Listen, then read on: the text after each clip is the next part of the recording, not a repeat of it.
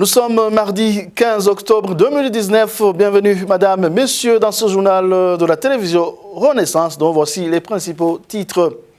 Le retour au pays des opposants politiques est loin d'être une solution à la crise politique burundaise qui s'écoule au pays depuis plus de 4 ans, mais plutôt un dialogue franc et inclusif entre les Burundais. C'est la position du parti MSD. Vous aurez les détails au début de cette édition. Commémoration ce 15 octobre du 32e anniversaire de l'assassinat de l'ancien président burkinabé Thomas Sankara avec 12 de ses compagnons. L'écrivain David Gakunzi, qui a connu Sankara, reconnaît que c'était quelqu'un qui mettait au centre l'intérêt de son peuple. Et à la fin de cette édition, vous suivrez le mini-magazine Au cœur de la société, une production en synergie par les médias RPA, Inzamba et la télévision Renaissance, qui vous parlera des conséquences de la lenteur de la justice burundaise en ce qui concerne les dossiers fonciers. Voilà pour le sommaire.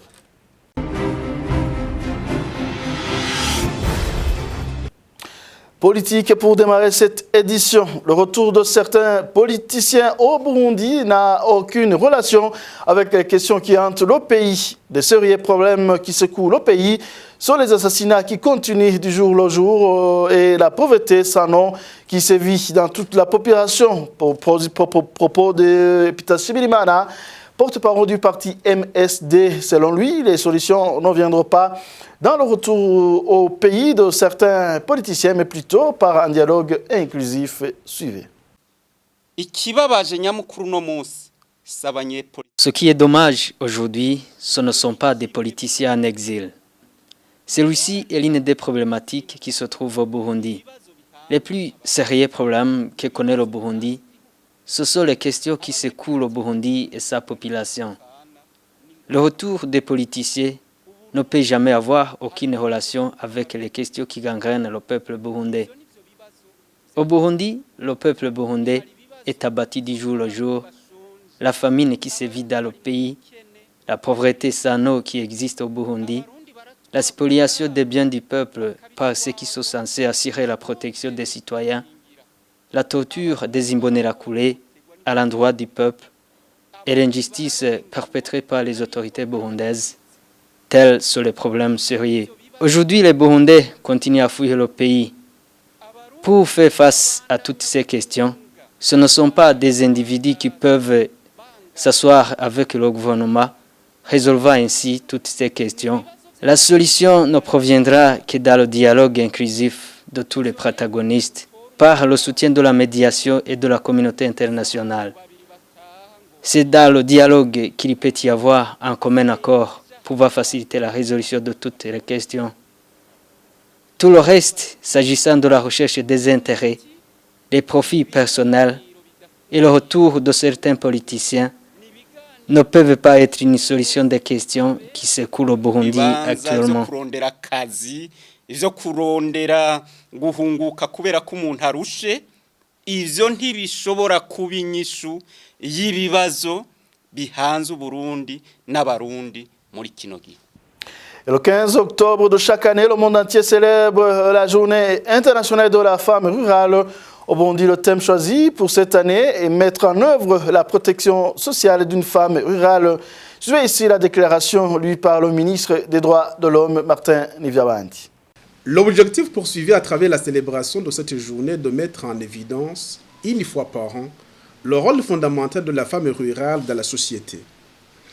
C'est une occasion pour différents intervenants d'évaluer le pas déjà franchi dans la promotion des droits de la femme rurale, identifier les opportunités existantes ainsi que les défis qui handicapent le plan d'épanouissement de cette dernière dans sa vie quotidienne. Avec l'évolution du monde, tout en gardant la valeur culturelle de son pays, la femme rurale, de son côté, a abordé des domaines moteurs du développement économique afin de pouvoir contribuer en tant que citoyenne entière de la nation, non seulement à son propre développement, mais également à celui de son pays. Au niveau national, le thème est « Soutenons l'accès des femmes rurales aux infrastructures durables et aux services de protection sociale ». Ce thème propose de réfléchir sur les moyens innovants permettant de faire progresser l'égalité de genre. Le thème est choisi au moment où le gouvernement du Burundi a inscrit la protection sociale parmi ses priorités afin de faire avancer ce secteur important qui touche tous les secteurs tous les aspects de la vie humaine. Des avancées importantes sont atteintes. Nous citons notamment la mise en œuvre du programme de transfert monétaire pour les ménages plus vulnérables et des femmes rurales, l'instauration de la journée nationale de la solidarité locale, l'amélioration des services de santé de la mère et de l'enfant, l'éducation de qualité pour tous, des infrastructures communautaires durables comme les routes, les hôpitaux, les marchés, les fontaines d'eau améliorant l'accès des femmes aux différents services de base, etc. Le journal poursuit. Le 15 octobre 1987, le président burkinabé Thomas Sankara a été assassiné avec 12 de ses compagnons 32 ans après. Alors que le doute sur le commanditaire plane encore, le souvenir du leader de la révolution du Burkina Faso est toujours resté présent dans l'esprit de ses proches. Pour l'écrivain David Gakunzi, Thomas Sankara a été caractérisé par l'intérêt de tout le monde et le non-détournement des fonds publics, mais aussi le renfermement des identités ethniques pour que le peuple soit, les Africains soient plutôt des panafricanistes. David Gakunzi fait un clin d'œil ici à tous les dirigeants africains qui n'ont pas été élus éternellement, mais plutôt qu'ils ont été élus pour servir bien leur peuple. Suivez David Gakunzi, il a été joint par téléphone. Sankara, c'est d'abord l'intégrité, c'est l'idée que le plus important, ce sont les intérêts de tout le monde, les intérêts du peuple, avant ceux d'un petit clan, d'un petit groupe. Sankara disait « Mieux vaut l'eau potable pour tous que le champagne pour quelques-uns ». Sankara, c'était le sens du sacrifice au bénéfice de tout le monde. C'était aussi cette idée que la misère n'est pas une fatalité, qu'on peut arriver à donner des réponses concrètes aux besoins les plus importants de tout le monde. Voilà, en gros, cette idée d'intégrité, cette idée de fraternité aussi, parce que Sankara, c'était aussi cette idée que, comme il le disait, pour vivre heureux, nous devons vivre en tant qu'Africains, c'est-à-dire penser grand, penser au-delà de nos identités, je dirais, réductrices, les identités tribales ou nationalitaires, et penser en tant qu'Africain, avoir une vision panafricaine. Sankara, c'était un mélange de Cabral, de Mandela et de Fanon. De Cabral, quand il dit que la culture est fondamentale pour tout projet d'émancipation. De Mandela, quand il dit qu'il faut avant tout oser se sacrifier pour avancer. Et de Fanon, quand Fanon dit que la pensée est fondamentale dans tout projet d'émancipation. Cette idée fondamentale d'intégrité, cette idée de panafricanisme, de refuser les enfermements dans des identités ethniques, cette idée que lorsqu'on est un dirigeant, on est là pour servir les citoyens et non pas pour les utiliser. Et surtout cette idée que tout est possible, que dès lors que les gens sont convaincus d'une idée, dès lors qu'ils ont un rêve, ils peuvent l'accomplir. Obama disait « Yes, you can ». Sankara l'a dit bien avant. Il a dit « Nous pouvons si nous voulons vraiment ». Qu'est retenir de Sankara aujourd'hui? L'intégrité, la fraternité, le panafricanisme, le sens du sacrifice pour les intérêts généraux, le sens du bien public et le refus de l'ethnicité, le refus de l'enfermement des identités mutilantes dans des identités meurtrières.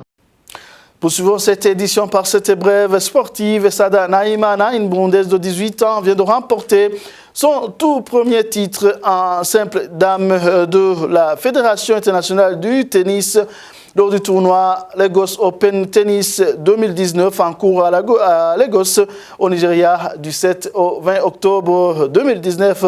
Sada Naïmana devient la première africaine junior à réaliser cet exploit grâce à sa victoire contre la Brésilienne Laura Pigossi, âgée de 25 ans. Après 3 essais, le rêve tant envoûté de la jeune talentueuse burundaise Sada a fini par se concrétiser ce 14 octobre. Il y a de cela 12 ans qu'aucune autre africaine ne l'avait encore remporté depuis le règne de la sud-africaine Chanel Speech Up en 2007.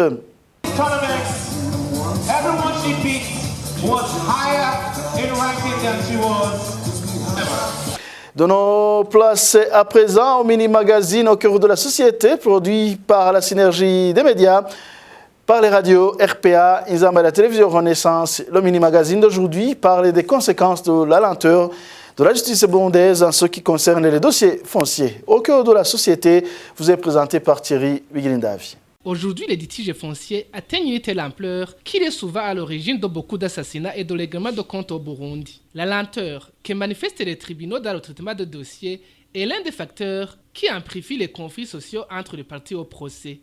Pourquoi cette lenteur de la justice et comment s'en sortir? Ce sont ces deux questions qui feront objet de débat dans le mini-magazine au cœur de la société. Sur la colline Raro de la commune Nyabiraba en province Bujumbura, un conflit foncier vieux de 35 ans a basculé dans une violence le 30 septembre de cette année. Les détails avec notre confrère de la RPA, Émile Nibasumba. Le procès débute en 1984, en effet, 35 ans après, plus précisément à la fin du mois de septembre 2019, les voisins racontent qu'ils ont vu un groupe d'hommes armés de machettes en train d'abattre un champ de bananiers appartenant aux descendants de la famille Nziza. Tétanisée, cette famille a pris fuite, craignant d'être visée par l'attaque. Cette attaque a eu lieu sur la colline Raro de la commune Nyabiraba dans la province Bujumbura. À l'origine de ces violences, le procès rendu, mais qui n'a pas été exécuté. Les descendants de la famille Ebaraguiye admettent avoir détruit ces champs. Ils indiquent qu'ils ont eu gain de cause il y a 2 ans dans un procès qui les opposait aux descendants d'Onhiziza. Selon le journal Iwachu, le juge président du tribunal de résidence de Nyabiraba, Jean-Claude Nhigwahavouye, reconnaît qu'il a demandé aux administratifs à la base d'aider à l'exécution de ce procès. Mais il souligne que ce n'est pas lui qui a ordonné la destruction des champs. 80% des affaires pendantes devant les tribunaux au Burundi sont liées au conflit foncier selon les enquêtes menées par l'organisation LCN Justice et Démocratie en 2014. Il est tout à fait normal qu'il y ait des conflits dans ce secteur, surtout que le citoyen burundais et la terre sont traditionnellement liés. Précise le notable Zeno Nichayenzi. Il est au micro de notre confrère de la radio Inzamba Agateka Kawe, Parfait Mudasigane. L'attachement du Burundais par rapport à sa propriété foncière, c'était tout à fait compréhensible. En Burundi et sa propriété foncière, il y avait entre les deux une sorte de lien, d'un attachement vital, une sorte de lien ombilical, comme entre l'enfant et la mère. Exactement la même chose. C'est la propriété foncière qui était la terre nourricière de la famille. Et à la tête, il y avait le chef de famille qui devait prendre soin de cette propriété foncière qui était tout pour la famille. Tout. C'est là que la famille travaillait, se nourrissait, vivait et se développait. C'est là où chaque membre de la famille était enterré. Et c'est un attachement du début de la vie jusqu'à la fin de la vie. C'est ça la propriété foncière. Et un homme sans terre, c'était le plus grand malheureux du Burundi ancien. Un homme et la terre, la propriété foncière, pas la terre n'importe laquelle, la propriété foncière, c'était véritablement l'identité, l'essence, la substance de l'homme. Zeno Nichayenzi est l'un des Bashinganahe. La dévalorisation de cette institution de Bashinganahe est l'une des causes disrespectives des litiges fonciers qui durent des décennies devant les tribunaux. C'est l'avis du juriste Emmanuel Nkengurutse. La première cause, c'est l'organisation interne des cours et tribunaux qui, lors des procès, savent difficilement lier des cas similaires. Il y a des cas qui sont tranchés depuis longtemps, mais qui reviennent sous une autre forme. alors que même l'objet concerne la même propriété foncière. Deuxième chose, c'est la mentalité même des Burundais. Nous, les Burundais, on aime passer beaucoup de temps et dépenser trop de moyens à palabrer sur une propriété foncière même qui, la valeur de la propriété est très loin inférieure au montant des dépenses engagées pour les procédures judiciaires. Et là, de père en fils et de fils en petit-fils, ça devient compliqué. Je crois qu'on devait faire en sorte qu'on adopte un nouveau comportement. Tous les litiges de nature civile doivent être réglés de préférence à l'amiable ou par l'intermédiaire des médiations, de l'arbitrage. C'est dommage que les Bashinganari de Kumugumia ait disparu parce que le pouvoir actuel a saccagé tous les dispositifs de paix sociale. À l'époque, il y avait moins de procès parce que les habitants du coin, les Bashinganari, les voisins, ils savent mieux les problèmes des parties en conflit. Mieux que les tribunaux. Parce qu'en réalité, le conflit est toujours au niveau des faits. La loi, c'est facile de la retrouver lorsque les faits sont vérifiés, sont établis, sont de commun accord convenus. Depuis le 15 mai 2014, une nouvelle loi a supprimé le pouvoir en cassation devant la Cour suprême pour les affaires relatives aux terres rurales. Cette loi a attribué les compétences aux cours d'appel, ce qui permet à ce dernier d'entrer dans le fond de l'affaire. Le temps que les parties au procès passent devant les tribunaux s'allonge de plus. Merci à Thierry Beguindavi. C'est sur ce magazine que nous mettons un peu final à cette édition. Merci à vous tous pour votre attention. À la prochaine.